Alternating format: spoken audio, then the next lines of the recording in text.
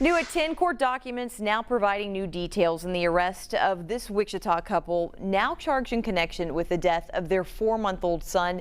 Kale Chapman joining us now with the latest details we're learning.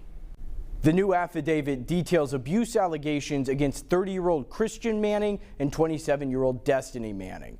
Destiny called 911 on June 12th from a home in the 1700 block of West Essner. That's in South Wichita. Police and paramedics arrived, finding her outside performing CPR on 4-month-old Ryzen Manning. Despite life-saving efforts, Ryzen died at the scene. Destiny told officers the air conditioner had broken down and cockroaches had infested the home.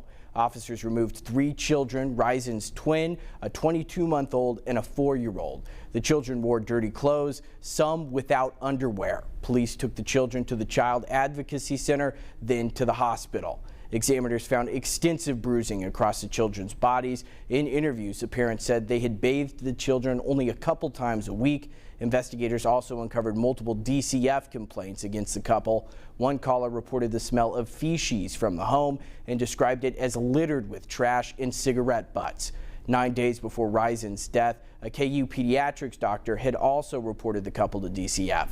The doctor flagged concerns about neglect, saying the parents withheld basic necessities and left the children malnourished.